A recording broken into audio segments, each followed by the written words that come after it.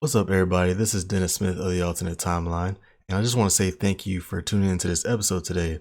This is our very first Star Wars conversation over here at the Alternate Timeline, and I just wanted to give you guys a heads up. It features a very special guest, but it was a pain to edit. Now, the audio isn't the smoothest, the video isn't the smoothest, so it kind of plays as highlights. Now, I would understand if you wanted to listen to this in podcast form instead.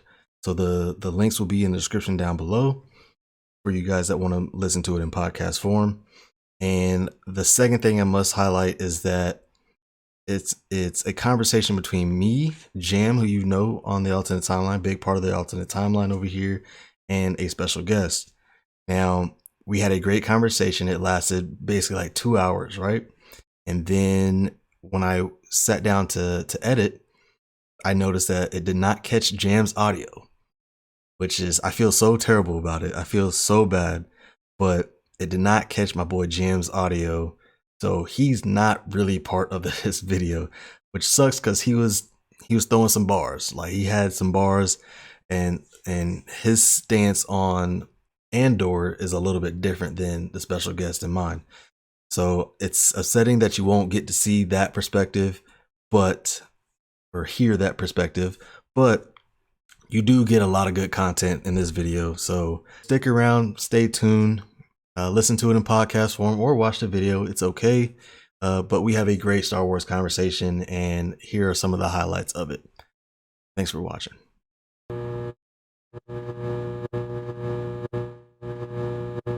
Yo, welcome to the Alternate Timeline. This is Dennis Smith. I'm here with Jam, and we are joined by a very special guest here. Been waiting for a minute to get my boy on. This is Galen Powell. Go ahead and introduce yourself, man. Hey everybody, I'm Galen, a good friend of Jam and Dennis here. Yeah. I'm a Star Wars super fan. I'm here to talk about Andor. Yes, sir. Do you care to plug in your stuff, or do you like to remain low key?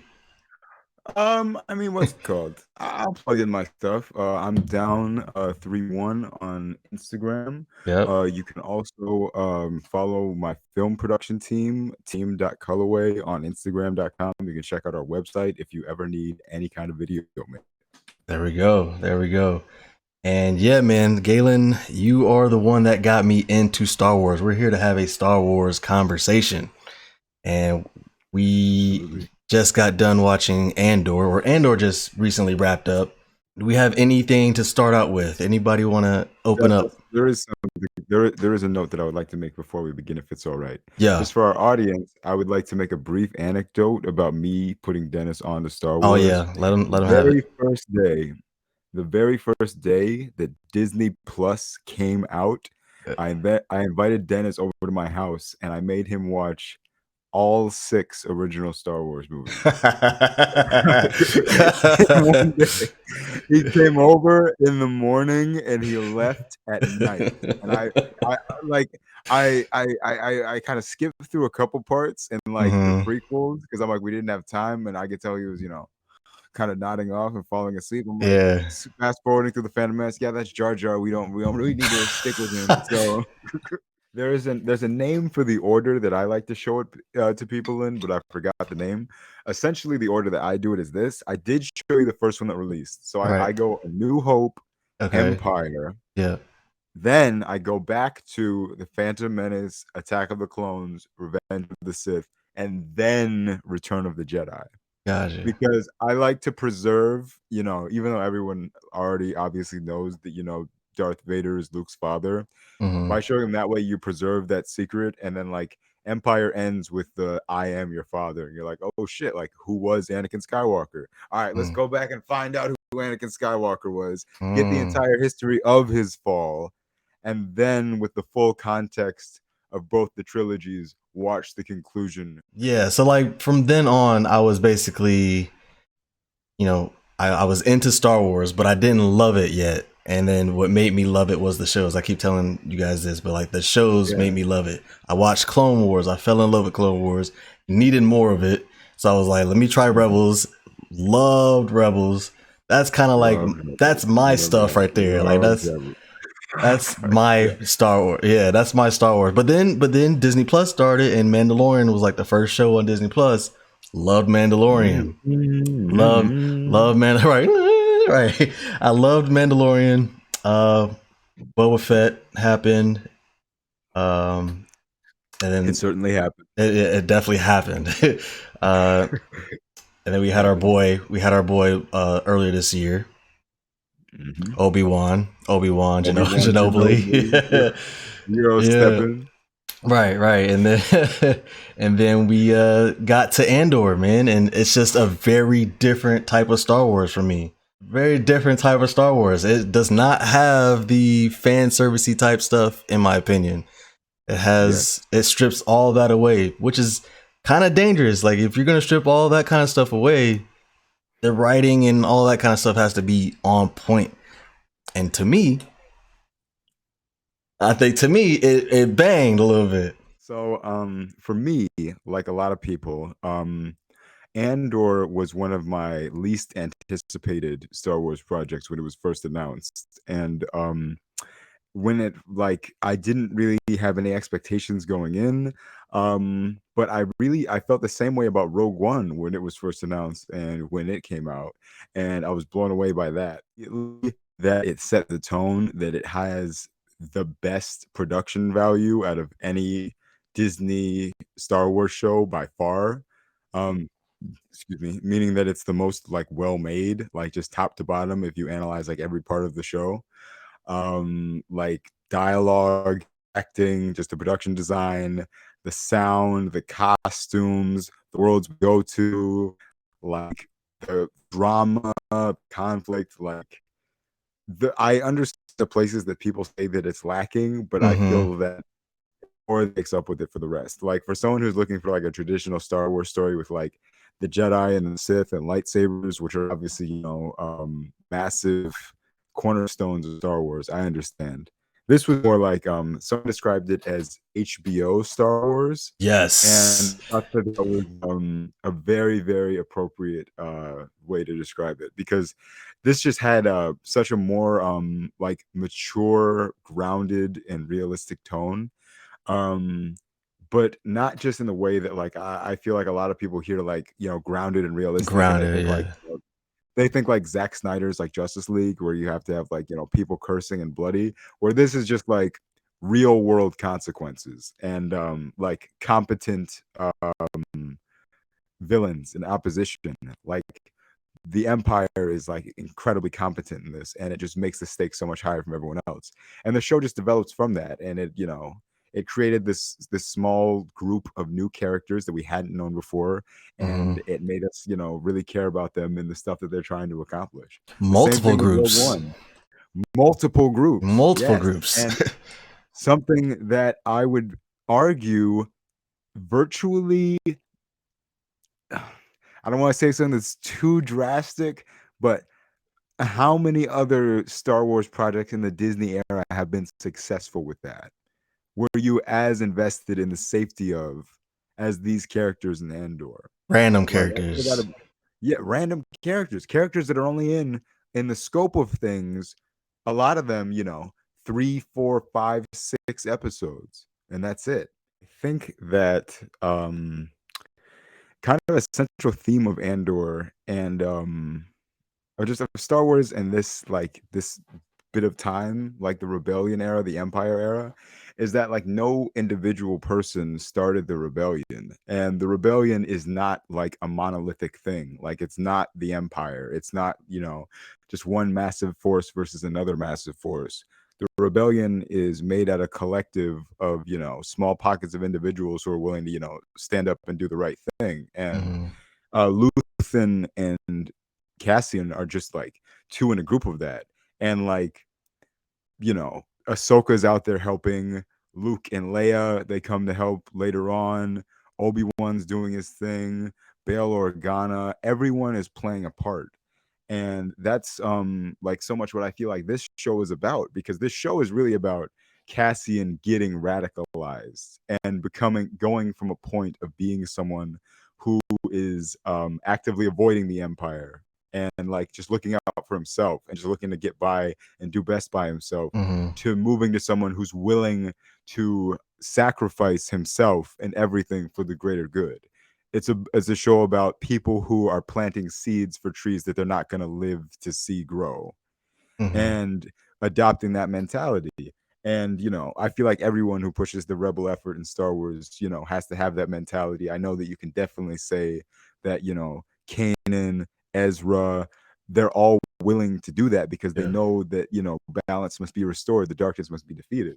So I think that maybe you see them like as Luthen and Cassian as being like the starters, is because kind of just like it's Andor is the newest thing. Mm-hmm. But even so, like Cassian is joining an effort that is like already in progress. Like he like Val and her gang who are about to rob the Aldana, like their job is literally like already in progress. Luthen isn't the first guy to rebel. The rebellion started the day that the Empire was born. Like Order 66 the same day. Like the Bad Batch were starting shit on Camino like the next day. Like those are all still like the start of the rebellion. Not facts coming next year. But yeah, I that's one of my favorite things too about like when different rebel groups come together. That was one of my favorite things about Rogue One. Like before about to launch the final attack, it shows that everyone in the rebellion is not on the same page, Mm-hmm. which is very important because and this show kind of explores that too.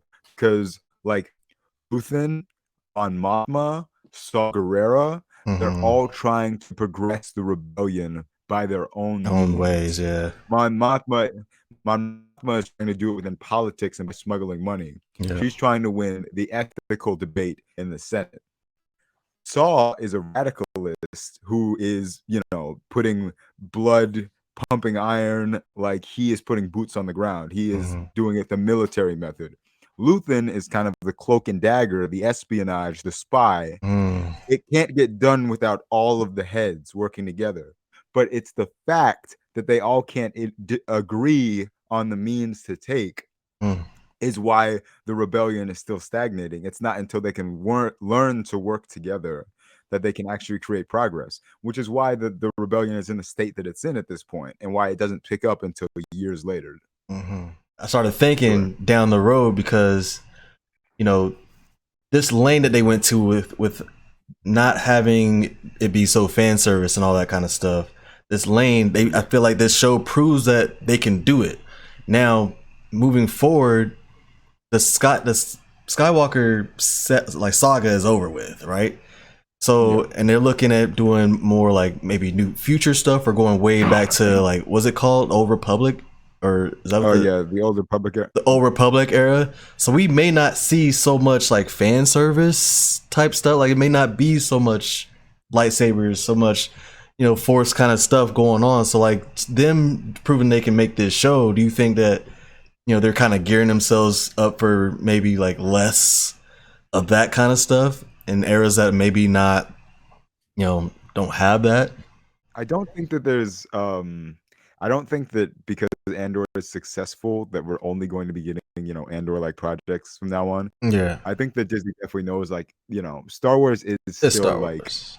it's still lightsaber fights. It's Yeah. still, space battles. It's still, the Right. hijinks, the shenanigans, like lighter tone projects. Mm-hmm. I think that there's going to be from now on a steady diet of more Both. of both, of more Mm. projects like Andor, but also more projects that are more, just Yeah. lighter, action heavy, fan servicey, Yeah. less about building tension and drama and more about fights. I would like The Mandalorian to be somewhere in between the two. I think that The Mandalorian could learn a lot from this show. And The Mandalorian is my favorite Star Wars show, which Mm. I want to make that clear. The Yeah. Mandalorian is my favorite Star Wars show. Andor is much better, but that is how I feel about it. Got you. All right. So let's let's just jump into it. Let's jump into Andor, man. Let's jump into how it Let's starts. do it. Let's jump into how it starts because it's a slow build. I think it lost a lot of fans in that very first couple episodes. When did it catch on for you, Galen, specifically? Like, what do you remember the time where it was like, okay, this is a show. I'm watching this. I was I was kind of in from the beginning. I was kind of I wasn't like, like let's go from Yeah. the beginning. But I Right. was intrigued from the beginning because it was such a slow build up, and the story was kind of being told by the characters around Cassian rather than by Cassian himself. He doesn't have a lot to say in the first episode. He doesn't. It's characterized by his interactions with people. Hmm. He talks to the girl at the bar, and then the corpo cops who decide to harass him and follow him out, and he Right. has to make a tough decision to kill them. Bro, And that's when then I he was has like, to, this a show. When oh he yeah, like point blank, I was like, oh, they doing that in this yeah. show? Okay. It might have been when I met Cyril, to be honest. I love Okay. Cyril. Cyril Okay. is my guy. Cyril is such a dear. He is maybe my favorite newcomer, and there's so many. Really? When I met Cyril, I was like, yes, like give me this, give me this, give me this. Oh my god. Yeah. Okay. So this, yeah, like the scene where we meet Cyril and he's like in front of his boss, and he's His like requesting boss. permission to like basically investigate this, and he Yeah. talks about his like tailored uniform and everything. Yeah. That was when I knew that he was going to be like a totally different type of villain, like one that we haven't seen before. Because Hmm. Cyril, and this is why I love him, like Cyril doesn't want to, control the galaxy. He doesn't want to destroy planets. Like he just like wants to do his job. Like he is just like a persistent middle manager. He's like, yeah, he believes in order, and he's just like a simple guy. Like Yeah. he's like Dwight Schrute from The Office. And like he takes his job too seriously. And he Hmm. is just like he's a guy who doesn't get out enough, that takes his job too seriously. And the Hmm. whole plot, yeah, he doesn't touch enough grass, literally. And Yeah. it's important that we have villains like that, Yes. because a lot of Star Wars fans are like Hmm. that. And it's important that they see themselves represented this way, because they know what they're doing wrong. And Mm. you laugh, but it's serious. These are my favorite type of villains. And I love like there's the coincidence of it, of like the plot gets spurred into motion because it's just Cassian's bad luck that like the two cops that he killed just happened to work with freaking Cyril Karn, who just Yeah. constantly has a stick up his ass, and Yeah. he just was never going to let it go, because Hmm. everyone else in the office was willing to just move on. Right. But it's Cyril, he has this he has just this entitlement, and he thinks that he knows what's best and what to do, which Yep. speaks to a lot of like if you just look to the ways it's congruent with like real life culture, like a lot of young white nationalist men who feel like this pride and like Yep. restoring order and like honor and freedom, justice, liberty. He like speaks to that demographic, and he's kind of getting represented here. And he decides to take things into his own hands, to go into the field, and he gets shown what's what by the end of the Hmm. first 3 episode arc. That's He true. goes down to Ferrix, and like Cassian gets him from off screen. Put your hands up. Dang. Right. And he learns that shit is not sweet. And what he thought would go in the office is not going to go in the field. Hmm. So, I mean, that's speaking ahead a little bit, but just seeing him, and that we were going to get just a small scale story that didn't Hmm. always have galactic implications, because I feel like Star Wars stories are sometimes better when they're just small and detailed instead of massive in scope. And then like when Cassian goes back to Ferrix, and he's just talking to the different people in his town, It's and yeah. this man does not have a shred of credibility anywhere. Like no one wants to lend him a 20, no one wants to let him use their car. Like Yeah. he cannot buy a favor. And that just tells you everything you need to know about this cat, which is Yeah. that like he is just, his word is not worth anything. And it's Hmm. because he's always going around doing this, doing that, but he doesn't, he doesn't believe in anything. He's not, he's not serious about life. It's just about, the next thing, the next move, the hustle, the scratch. He's like Han Solo before he joins the rebellion.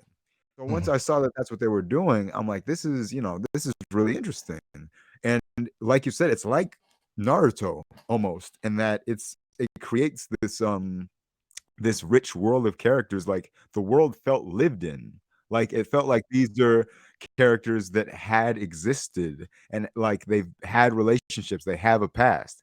I could tell it when Cassian's talking to his boy who works in the mine, when he's talking to the black dude with the spiky hair who's trying to collect on his money. Like Yeah. I saw the relationships between those characters, like, Mhm. and that's a testament to the acting and the writing too. Like I could tell what their relationships were. Yeah. And so that really appealed to me.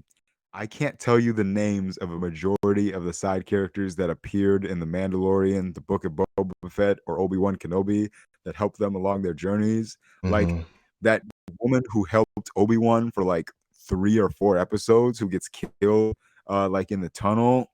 Uh Drawing a total blank on her name.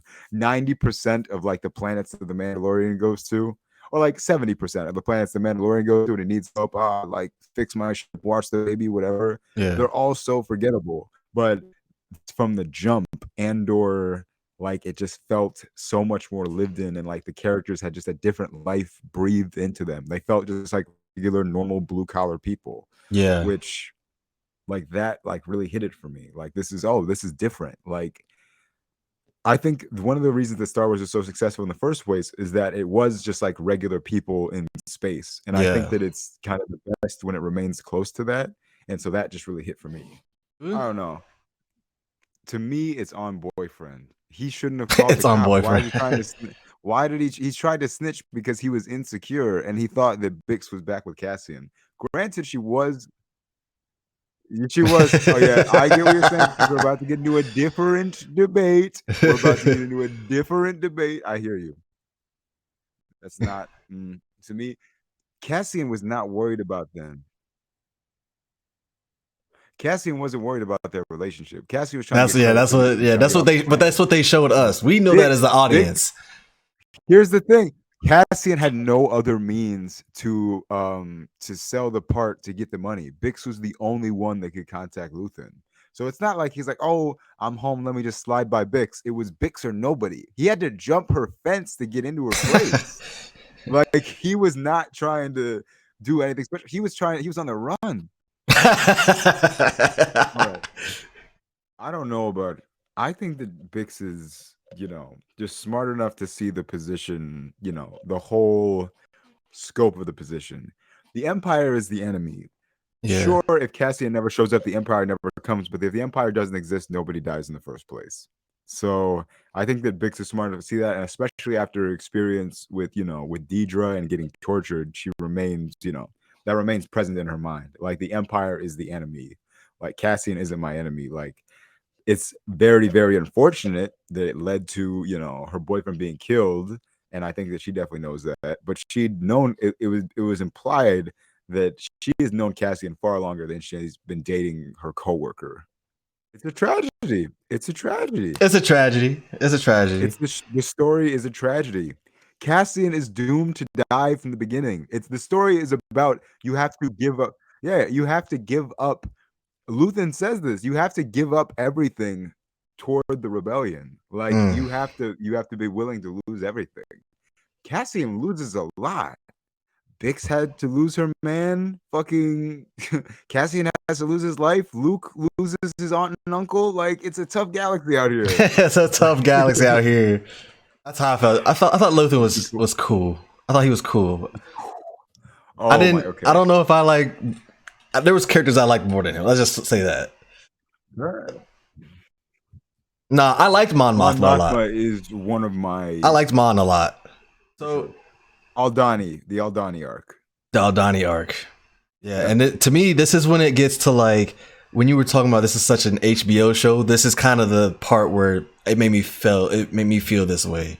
But like just the way they built this up, and if you're gonna do a slow burn, the execution has to be perfect when you do the big thing. And to me, like this was like perfect the way they did it. And it was cool. And this is actually when I started to mess with Cassian a lot more, and he grew on me because you can just see. I like the way that he like moves. I love the way he moves. He's like really smart and resourceful, and he just has like this survivor mentality like from the get go, and like this the group that he was with, like nobody really ever trusted each other, kind of thing. Like they was always on edge because they were about to do something big with like just this random guy, right? But like early on, just like things like when he recognizes everybody's dominant hand, so this is how you should hold the gun and stuff like that. Like he's the way he moves is super smart, and I've got to know I got to know Cassian a lot more through this part of the show. Yeah. Just super gritty, man. I like the way that he was playing it, how he thinks. Yeah, his mentality is shows off in this part a lot. Yeah. Go A ahead, guy Galen. who's had to scrape to survive Mm-hmm. everywhere. But yeah, I was Mm-hmm. gonna say, yeah, very gritty, real gym rat. You're right. um, yeah, so yeah, I loved that was one of the episodes that I rewatched in preparation of this was The Eye, which is like the climax of this The episode. climax of it. Oof. Yeah, the climax of this arc, yeah. Yeah. But just seeing how he navigated himself like within the camp and Mm-hmm. just that he's always noticing things Mm-hmm. and he doesn't say much, but with every line he says something Mm. and he gets his point across very poignantly. Very right. um yeah, less is more. I was looking at a conversation that he had with Nemec, Nemec, the kid who wrote the Yeah, he was manifesto. spazzing. Oh yeah, it was after Cassian had admitted that he was being paid for the job. Mm-hmm. And Cassian was telling me, he said, the Empire doesn't care about you. And Nemec said, well, perhaps they'll feel differently tomorrow. And Cassian was like, be careful what you wish for. Mm-hmm. Like, the Empire could come after you. And then Nemec's like, so what? We should just, take what they dish out, just be grateful for what they give us. And Mm-hmm. just Cassian looks dead at him and he's like, do I look grateful to you?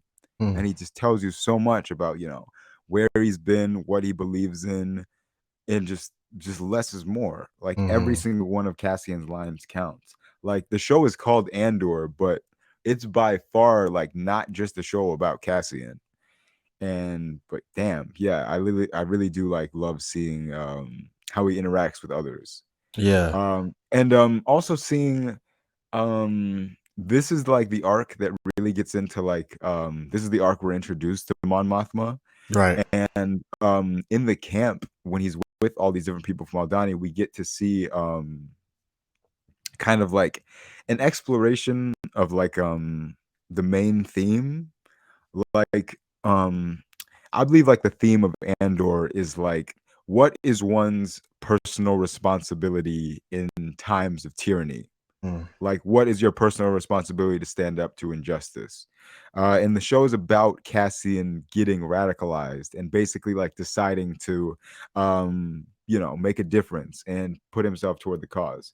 And so, exactly. And so his arc is about coming to believe in that. And it's by how he interacts with other people who have different interpretations of that belief.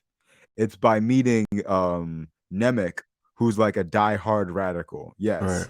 Tamarin, the black stormtrooper, who was Right. teaching them how to march, Yeah. and how he'd been radicalized by being a stormtrooper. By Vel, who has that just like fire in her, and Cinta, who is just like kill all Imperials. Yeah. And by and most importantly, by the end, I wanted to talk about by Skeen, which if you don't remember, Skeen's the dude who was causing beef with him from the beginning, Yes. Yeah. who Him. cut the kyber crystal off of his neck. Yeah. And it didn't even hit as hard for me at the end of the episode, but this is really that's the middle of the series, episode 6. It's like the Right. midpoint. And it's what hits Cassian so hard is that when they get away from Aldani and Yeah. Skeen proposes like, hey, like me and you can get out of here, Yeah. 4 million credits apiece. And Skeen's like, listen, yeah, I'm a rebel, but it's just me versus everybody else. You're just like me. Yeah. You know that's a scrap. All we're about is crawling over the next man to get to the next score. And Cassian doesn't say anything. And he's like, oh, like, what about your brother? I don't got a brother. And he just smokes him because he's like, he realized that Skeen was telling the truth, first Yeah. of all. Yeah. He was a mirror to who Cassian was, and Cassian did not like what he saw in the mirror. Mm. And that is part of what inspires him to change. That's like where his arc takes a different trajectory. Mm. In the next arc, when we go to the prison, Cassian is one of the main liberators. He's not just trying to old Cassian probably he Right. would have been trying to I escape, didn't even but notice that. he would have been trying to do his own thing. Get Yeah. out by myself, screw everybody else. Right. New Cassian after the change at the midpoint is we're getting everybody out. It's Mm. requiring all of us. one way out. I never even put that together. That's what I'm saying. I didn't Andor put that has together. these threads, man. They wrote this show. It's a script, huh? Oh, you guys What? haven't seen the end credits? No, yeah, I Scene? saw the end credit. Yeah. Oh, You knew I'm that like gonna be though. You knew poetic. that. I would be I didn't very. know. I didn't know that. It couldn't be anything else. Just from a story perspective, like it couldn't be anything else. And it's just the most perfect thing. Like Cassian literally had to be a part of the building the thing that killed him. Like it's poetic, which was beautiful. I love that too. To me, I really liked Kino's ending because it just shows that, like I said, the story is about planting seeds for trees that you're not going to live to see. On some level, I have to believe that Kino knew that the prison was surrounded by water, and that, just knowing that he could escape and getting everyone else out is more important than him escaping himself.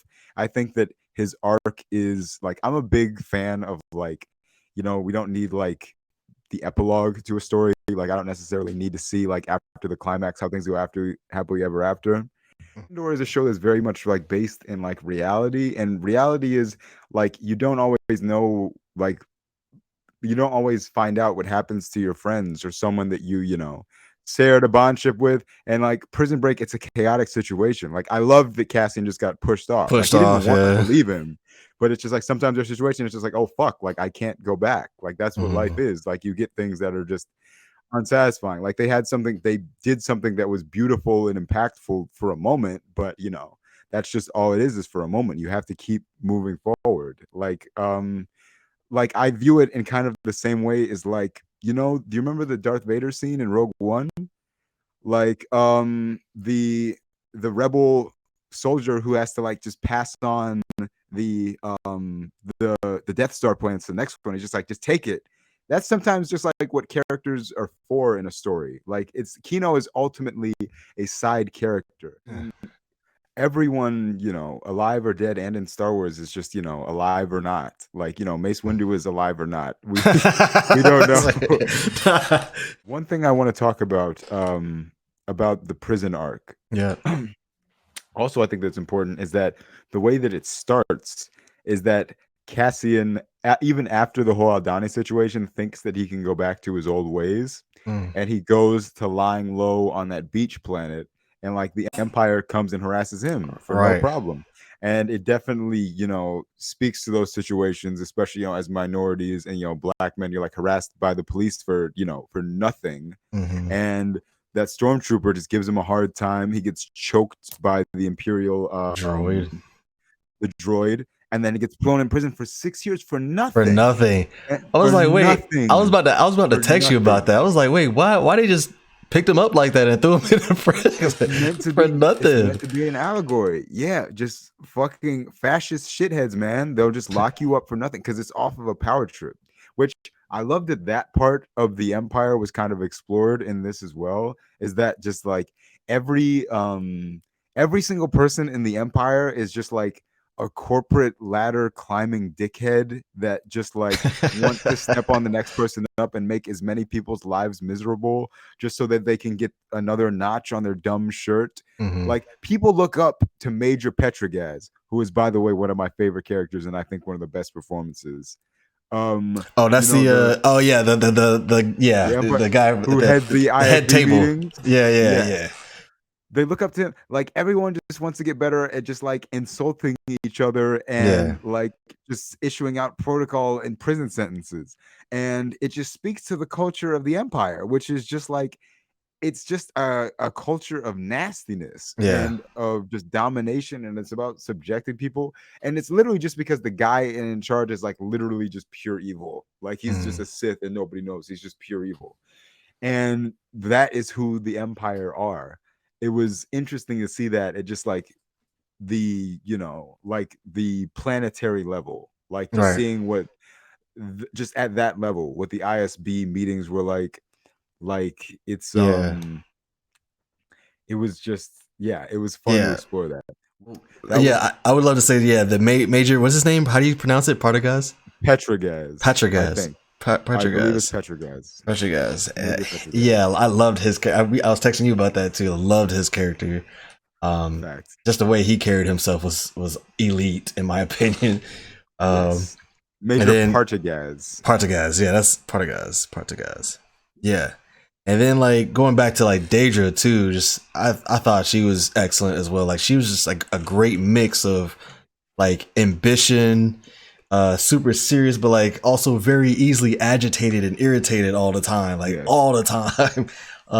Yeah, But and yeah, a lot of that stems from her being a woman in the workplace. okay, And I love that they took that perspective with it mm-hmm. because and that's kind of just in the intentional way that they wrote it. I love that when we're first introduced to Deidre, we're kind of like cheering for her because Yeah, we see that she's not taken seriously by her peers. right, And it's not outright said that she's a woman, but a lot of that coded language is used when yeah, Blevin, her, her basically like the person that's on the same level as her, yeah, the light skinned black dude with the short yeah, the afro, you rival, yeah, remember? yeah, yeah, Yeah, Blevin and Partagaz, the way they talk to her, where Partagaz, after they have that first little standoff, he's like, "That's why we're bringing in more supervisors like you, and you're supposed to be more competent and tucked away." mm-hmm. Like it's not said outright, but he's saying that because she's a woman. She's the Right, only woman in any of these meetings, and it's shown out pretty explicitly. And I think that it's important. Star Wars is kind of showing that just that dimension of like what it's like to be a woman in society, because right, again, that's something that a lot of Star Wars fans don't know anything the fuck about, and they have a lot of these like preconceived notions about women, and they don't really know the stuff that they go through like in the right, workplace or otherwise.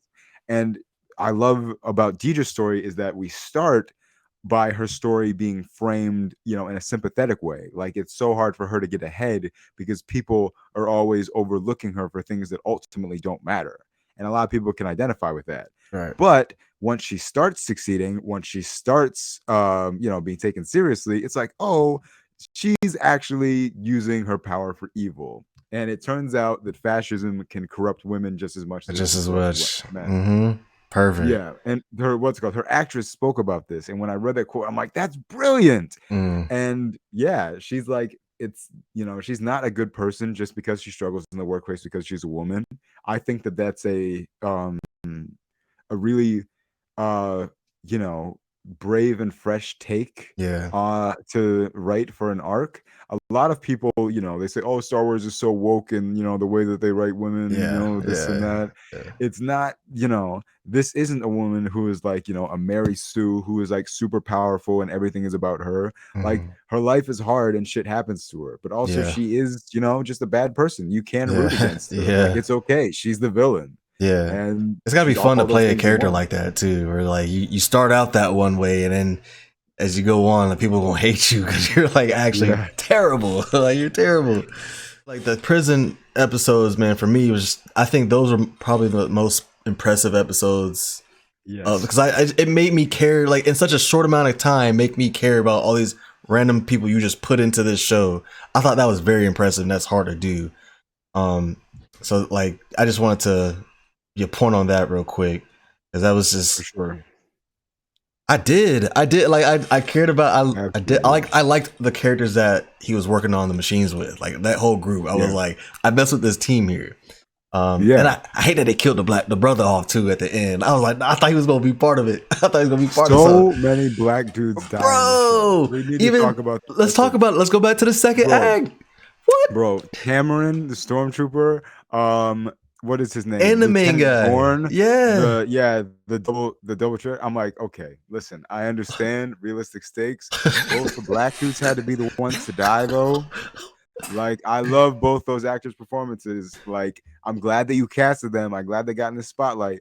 When I will say this, before they died, something that I was really enjoying was seeing Black Lieutenant Dorn give all these orders to his white Imperial yeah, subordinates. yeah. I see one of the things I enjoy about Star Wars the most is that, well, maybe not the most, but it's kind of a racial fantasy in the way that like human ethnicities, whether you're like black, white, Hispanic, whatever, does not matter in Star Wars. Like Mm-hmm. human is just one ethnicity.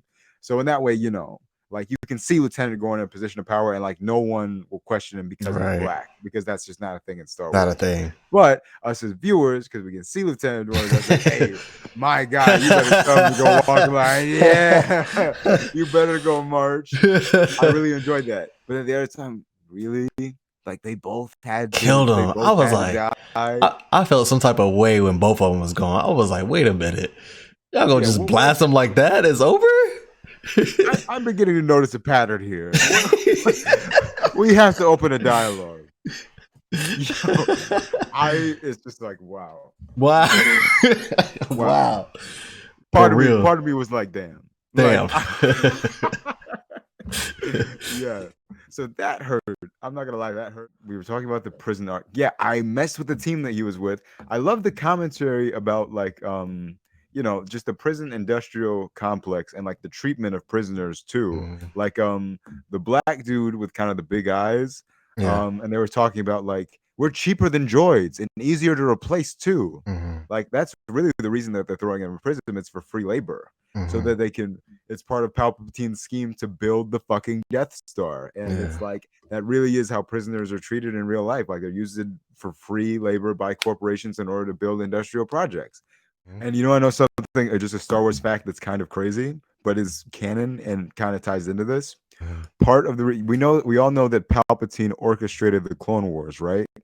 Okay. So part of the reason that he made the Separatists use a droid army was so that droids would become publicly unpopular so that he could source more human labor, which is much cheaper. Oh shit. Are they getting deep like that, huh? Yes. Why do you think someone from Mando's generation is afraid of droids? That's also part of the plan. So yeah, I hear Star Wars sweaty over there. Star Wars sweaty. Yeah. He know what's going on. I'm telling you, That's crazy. It's another thing to think about. But yeah, part of the reason cheap industrial labor, man. They get found by those two indigenous Narkinians, Narkina 5 Narkinians. I love that scene, by the way, of the two indigenous Narkinians. By the way, one thing that we should probably talk about, one of the biggest criticisms of Andor is that there are not enough aliens, which is fair, which I feel is fair. Okay. These are two of the only aliens that we see. The doctor who operates on Namek is an alien, but I really can't think of any besides that. There's maybe some like extras on Coruscant or whatever. Okay. But yeah, I love seeing the two indigenous Narkinians and like they get caught up in those nets.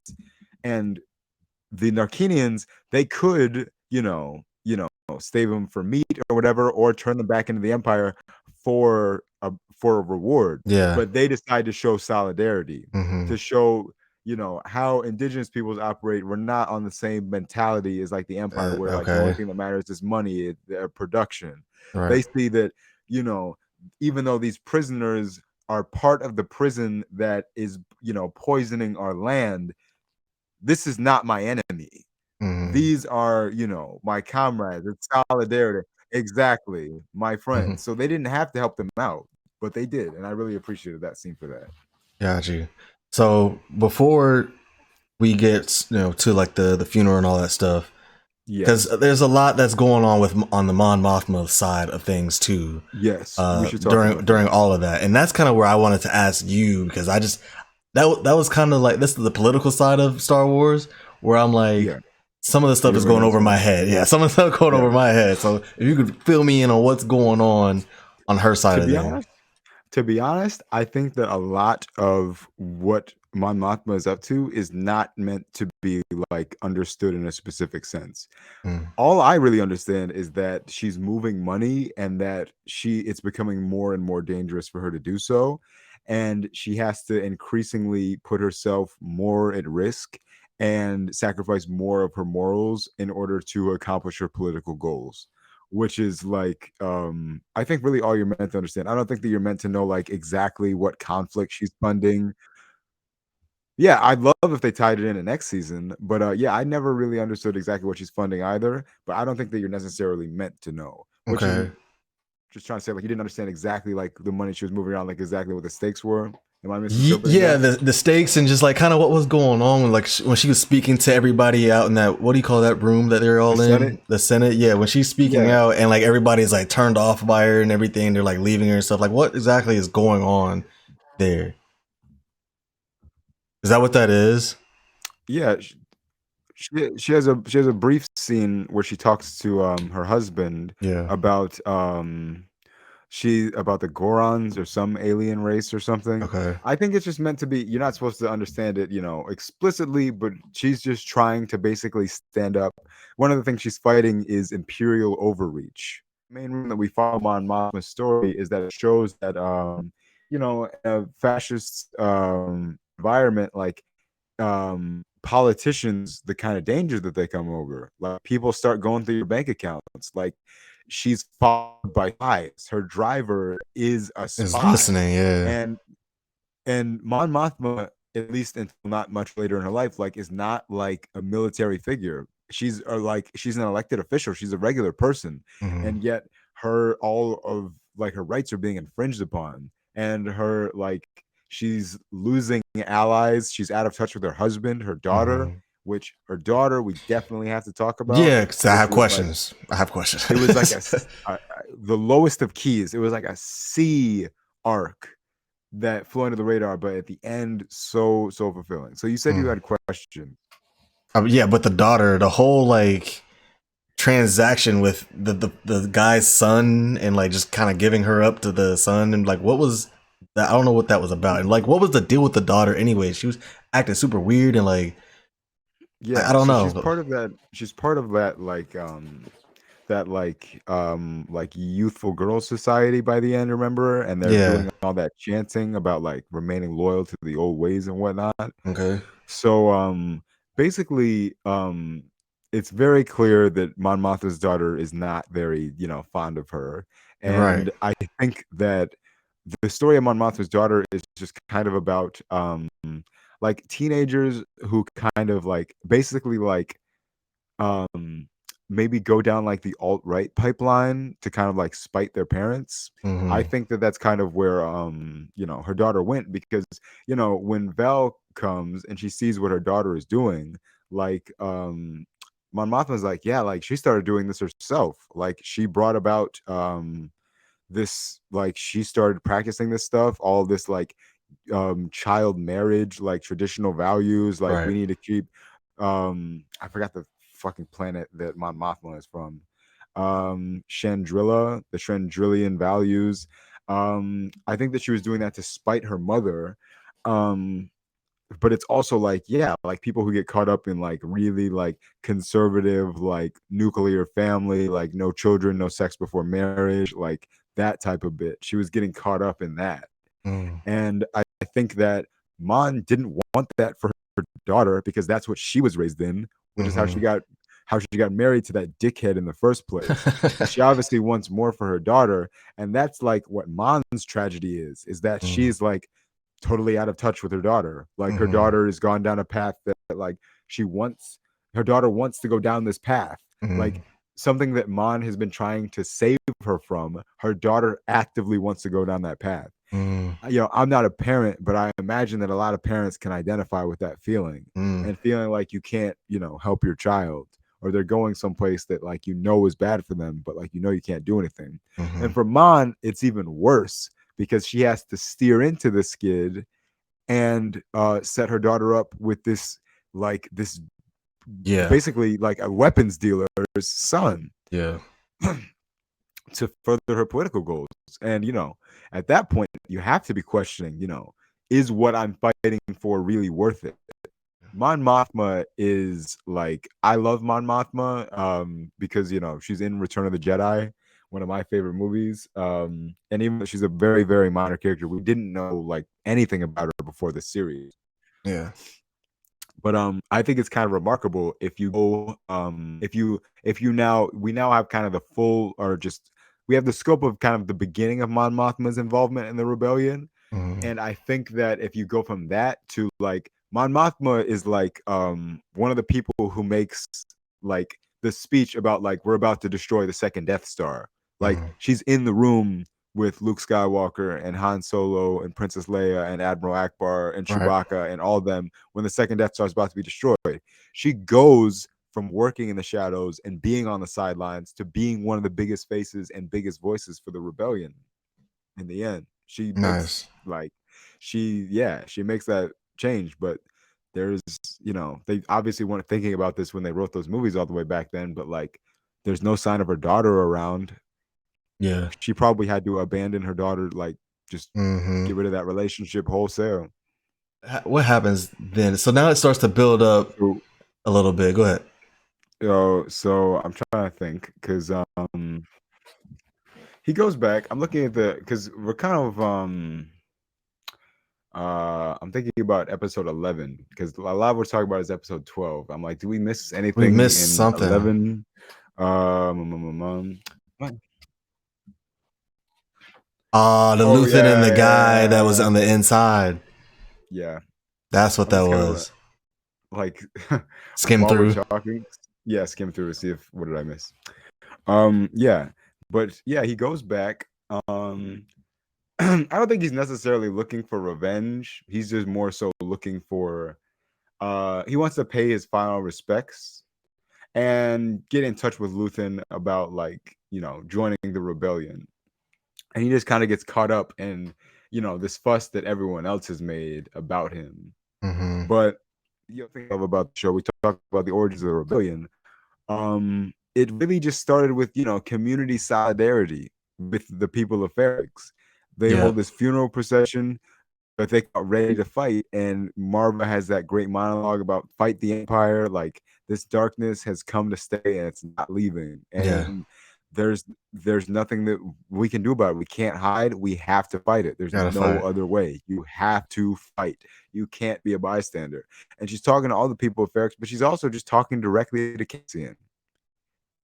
And because she knows, like that's one of the things that I love about Star Wars overall. I love about Cassian's Andor in particular. Like it's just about passing the baton. Mm. Like Mm-hmm. For sure. For sure. She's family. I mean, she's basically Andor, family at yeah, that point. Yeah. Marva Yeah. Andor. You're right. Right. Very All good right. point. Right. For sure. That's a bar. That's a bar. That's a bar. That's That's a for sure. bar. I definitely didn't even think about that. Yeah. Yeah. Um. Um, exactly. That's what it's all about. I mean, that's why like one of the things I love about Star Wars, but like that whole thing is just like there's this whole like everyone's just passing the baton, right? Like there is no like chosen one. Huh? The Last Jedi. Yeah. You're right. You're right. Because listen, nobody lives forever. Nothing is forever. Like you're only just all we can hope to do is bring good in this world, right? Mm-hmm. Right. And Marva, she instills her values into Cassian. Cassian, through the adventures that he goes on in the first season of Andor, becomes radicalized. Skeen, that scumbag, helps him become radicalized. Nemec helps him become radicalized. Yeah. Kino, we don't see his conclusion where he ends up, but he inspires Cassian. He helps him become a leader. By the Yeah. time we meet Cassian and Rogue One, remember Cassian is the one who is inspiring the main character Jyn Urso. By this point, he's become the inspirer. He's the one's like, you have to fight. It's because these people inspired him. They get the plans to get it to Luke Skywalker to destroy the Death Star. It's just we got to keep helping each other. Mm-hmm. That's what the universe needs. Because in the beginning, he was about him and his. Exactly. Mm-hmm. Yeah, for sure. Character development. Love that. Love that right here. We are getting to talk about the end of the series. There are just a couple things that I want to make sure that we talk about. Sure. Go ahead. I want to talk about Luthen. Okay. We need to talk about Cyril because Who? Cyril, Cyril. Okay. Yeah. His whole arc did not go where I was expecting. I thought he was going to join the Empire, and I I feel thought like so too. he was a little bit underutilized. Definitely way less utilized than I thought. I thought that I liked the place they went with him eventually, and that he's kind of just like an incel who like hangs out in his mom's basement. Like he Yeah, doesn't understand he's like just a guy. boundaries. Yeah, he's just a guy, and like he just involves himself in the final act. I kind Yeah. of like liked and didn't like at the same time. I wish that he had more like action. I wish that he had like a bigger effect on moving like the plot points. Yeah. Okay. And I thought that was kind of a disappointment because I thought that that actor's performance was one of my favorite. I really love Cyril. That's fair, but it's like, damn, we spent so much time with like him and his mom. Yeah, him.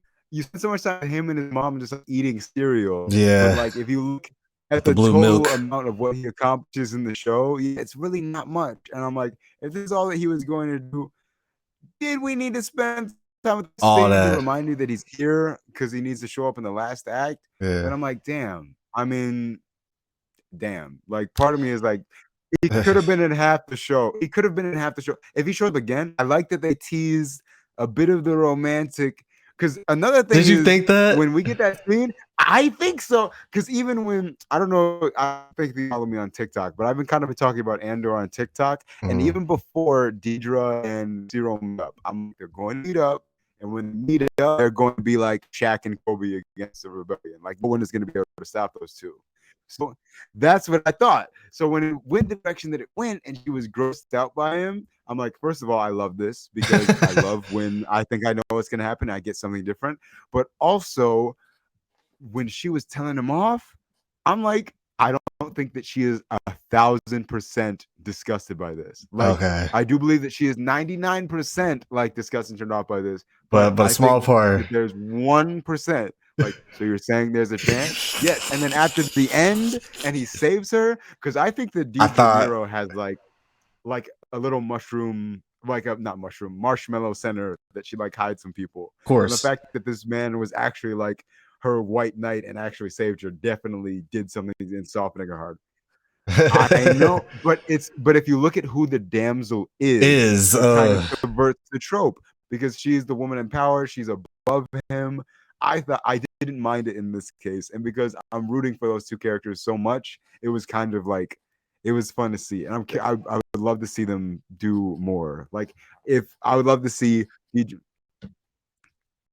I would not edit that part out. edit that part. But yeah, I want to see what that if she gives him another chance, what they can do. Got you. And yeah, I'd love to see, yeah, what they can do together. Yeah. I would love to see Cyril and Deidre like trying to track in like in season two, like them trying to like hunt down like a competent like rebel force that like we're aware of. Like Hmm. if imagine Deidre Miro and Cyril Karn like with resources trying to like track down the rebels crew or something. Mm. Like that's asking for a lot, like from a fan service perspective. But like I want to see them go like head to head. Okay. I can't wait to see the live action Rebels crew. I was kind of hoping someone. These are the fan service I want to see. One, I was hoping to see. Do not tell me his name. He's the main bad guy from Rogue One. Director Krennic, who is the main bad guy from Rogue One. I thought that he was gonna maybe show up because after the prison break, to be like, why is the construction of the Death Star like now behind? Like, what happened Mm. here? And I thought that could have been just like fun for a moment to tie in together. Like, he knew about Cassian before he knew about Cassian, type thing. Mm. Also, my ultimate wish, like the top of my wish list for this show, I wanted to see Emperor Palpatine, I think but a lot of not people wanted to. I but saw not that. as like hood up like what is like going on, Darth Vader, Emperor Palpatine. Mm. I wanted to see like public eye Emperor Palpatine, like how he appears to the public. Like, do you remember at the end of Rebels when Palpatine like tries seducing Ezra and he Yeah. appears in like that like hologram form as like his like Yeah. youthful self or whatever? Yeah. I'm curious how like the Emperor moves around because like he's a horribly disfigured nutsack faced old man. Like, how is he just walking around? I would have loved it. I thought that like my dream was that he would show up at like one of Mon Mothma's parties and like give her like a coded warning, like Mm. you need to stop. Like, if I were you, I would be careful where I'm sticking your nose. Like saying something like charming but threatening, Mm. and then just like going our way. I would have loved that personally. That would have been like that would have been my Super Bowl. But yeah, I do think that screen presence is important. And but I do think that certain things, the novelty of them is in how selectively they're used. And I think Vader is something that kind of less is more, and we are blessed with a lot of Vader. We have as much on-screen Vader in the Obi-Wan Kenobi series than we do in the rest of the live-action Star Wars projects combined. He was And I on think there. that's all of the original trilogy, Revenge of the Sith, and Rogue One. If you add up all of Vader's minutes, we get more in Obi-Wan Kenobi. He's also in Rebels. He was in Jedi Fallen Order, if you played that. So he was in the very last episode of Clone Wars. So I've kind of seen enough of him for now. I don't know the next. I don't want to see him again until Ahsoka. I think we're gonna get him in a flashback. I think we could. I think we're gonna see the fight. I think we're gonna see the Twilight of the Apprentice fight in live action. Ooh. I think that's pretty much a guarantee. Yeah, the prequel era is probably my second favorite era personally. No, actually, I really like the I like the Mandalorian's pocket. That's like 5 years I like that pocket after the too. original trilogy, because that's like the overlap between, that's like Luke in his prime, like Luke having just defeated Vader. Like the Luke that we see in Mandalorian is like Luke in his prime, which I really love that.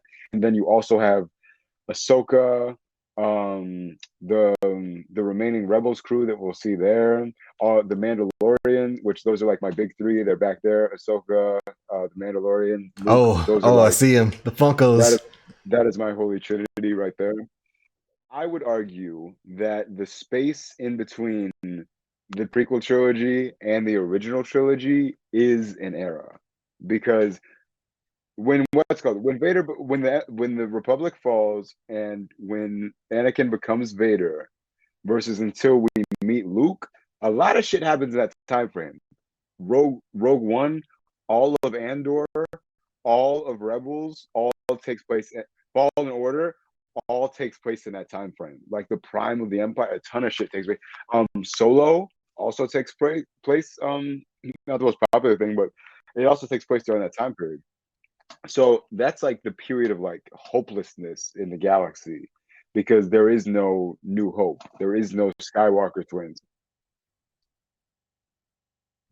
With the prequel, yeah, what's it called? The prequels, I say, is like episode 1 to like the point. Yeah, the point in episode 3 when the Empire falls and Anakin, he said, "You rise, Darth Vader." That is like the end of the prequel era to me.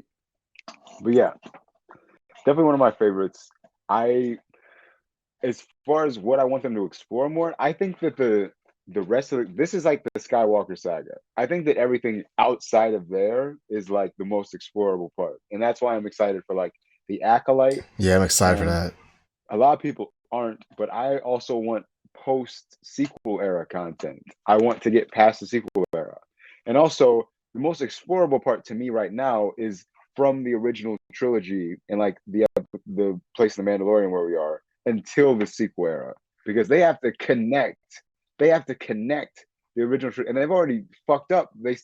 Like, I'm gonna talk about this at length. Like, I'm gonna make a video essay of my own at some point about how they fucked up by making the sequel trilogy first, because Okay. now they're working backwards to make the original trilogy like blend into the sequel trilogy and have it Right. make sense, when the sequel trilogy just fucking does not.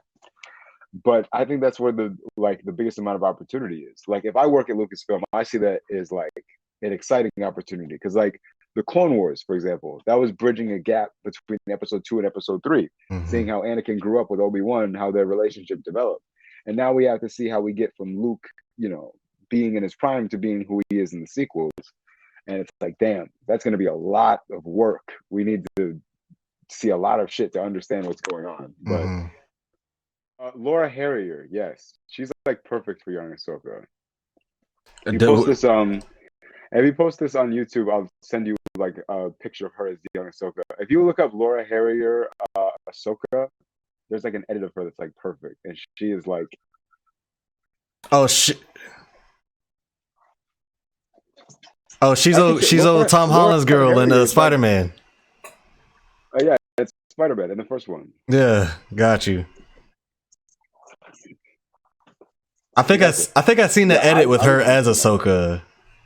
it's perfect. I would love her. Yeah, I would love that. If not just in flashback, but yeah.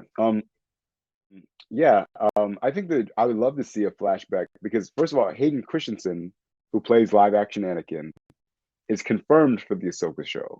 So we know that he is. He's been confirmed. So Mm. we're going to see Anakin. My question is, are we getting Force Ghost Anakin after his death, which I want to see? But if we can also get live action Clone Wars Ahsoka and Anakin, bro, Anakin, Obi-Wan, and we thought some of us thought we were getting that in Obi-Wan, but if we got that, fan service Fan does go a long way. service. We got some fan service in Obi-Wan with young Obi-Wan and Anakin. Yeah, Yeah, yeah.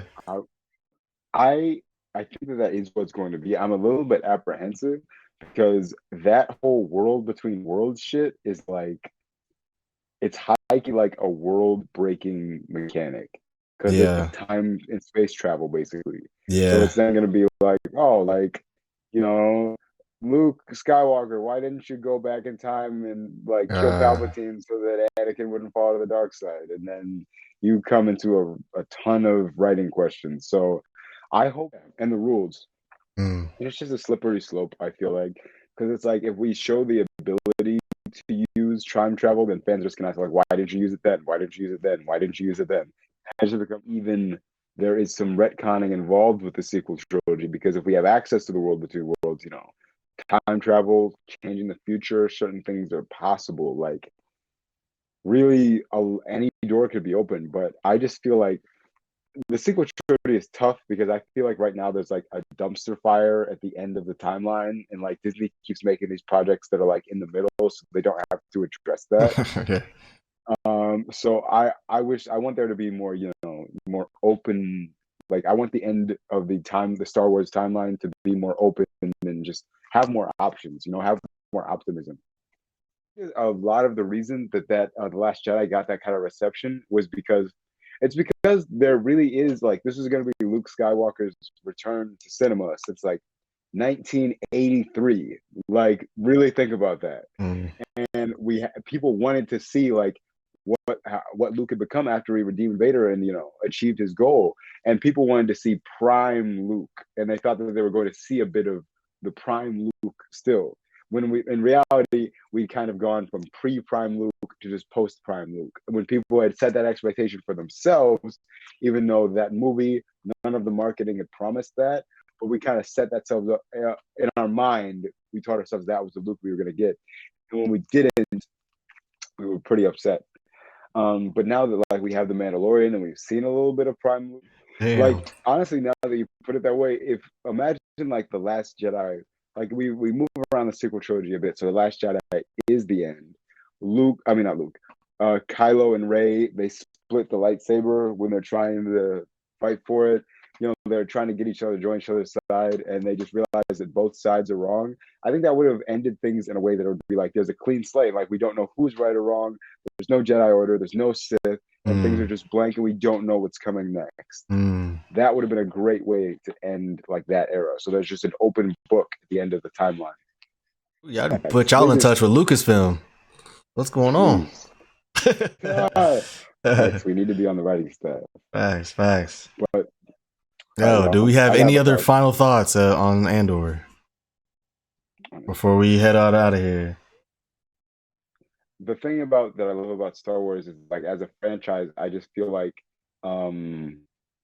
you can do so much like with it. Like you can explore so many genres Mm. within just Star Wars. Like one of the things that I've done is like these different arcs that we got in Andor are almost like different movies. Like if you look at like the Ferrex arc Right. in the beginning when Cyril's trying to track down Yeah. the murderer of his two things and Cassian's trying to escape the law, that's like a crime thriller movie. Yeah. And then you go to Aldani and you're planning to rob the It's Imperials and the you're getting your heist. heist together. Yeah. And then you go to prison and then you get your prison escape movie. Mm. And so at the same time, I like Star Wars stories that aren't as serious, that are just like, jokey like Rebels, or Mm. something that, is serious but doesn't have like the same like somber, super realistic tone that Yeah. Andor does, like Revenge of the Sith, which is still a serious movie, but it's still like, bright and fantastical and wizardry and all of that. So I hope that we get a steady diet of stuff like Andor. I hope that all the creators that were involved in bringing this to life, like, continue to work with Lucasfilm, Mm-hmm. because damn, very, very good stuff. And I hope that we see some of these characters again. Gotcha. Yes. Yeah. Yeah, man. For me, I love this show. Like, to me, this show captured a lot of magic for me. Like, I look at shows like, when I said in the beginning, like, I put it in my top 3. Like, I look at shows like Stranger Things. I look at shows like House of the Dragon. Like, those were my top 2, and then Andor probably like at my 3rd at this point. I thought that it just captured a lot of the magic that some of these other shows had, and like even like with the very last episode where like everybody's there at Ferrix, and the buildup is crazy. Like you hear the score of it all, and just like everything is coming into place, and the tension in a lot of these episodes was really high. The stakes are high, and it felt similar, like you were saying in the beginning, like the HBO thing. House of the Dragon is like amazing at capturing like tension. They do it crazy. They're masterful at it, with like tension in the same room, in the same scene, between multiple characters at the same time, and it's like crazy how they do it. Andor's not on that type of level, but like the way they were just able to capture that kind of magic, I thought was super impressive. And yeah, man, I thought it was beautifully written. Some of my favorite Star Wars so far, but I do agree with you with like, I hope this isn't just the only route they go with, for sure. Yeah, I mean, you definitely need the, like Jan was saying, need the fan service, need the flash and pizzazz. Need a little bit of that mix. Nah, I mean, yeah, that's it, man. That is all we wanted. We wanted to have a Star Wars conversation today. It's my first on at the alternate timeline. It's the first time I've really had a Star Wars conversation, so I appreciate it, both of you, for coming on. Would love to have you on. Would love to have you guys on again. Well, Jam, you're gonna be here. Love to have you on again, Galen. And you're my Star Wars guy. You got me into this, man. So I'm gonna need you. I'm gonna need you. Thank you for having me. It's been an absolute pleasure talking to you guys. Yeah, man. And getting a platform to geek out and talk about Star Wars and the present, the past, the future. Yeah, man. So yeah, I will absolutely be back. Not just talk about Star Wars. This has been so fun talking to you guys. Have a great format here and a great show. So thank you. Yes, sir. Yes, sir. And anybody want to plug their socials in or anything? Follow. I'm gonna put it in the description anyway. There you go. I'm gonna put it all in the description. Go ahead, Galen. You can follow me on my Instagram at down31. You can also follow me on TikTok at Confirmed Canon. I intend to make a YouTube show of my own very soon by that same name, so be on the lookout for that. Okay. I hope to plug it with more confidence and an actual link in the near future. But nice. Keep a lookout for that. Any filmmaking needs, follow my team at Team Colorway on Instagram. But yes, sir. Doing a lot of good things over there, and we appreciate it. And that's that on that, man. Thank you guys for tuning in, and we will see you guys in the next video. We out.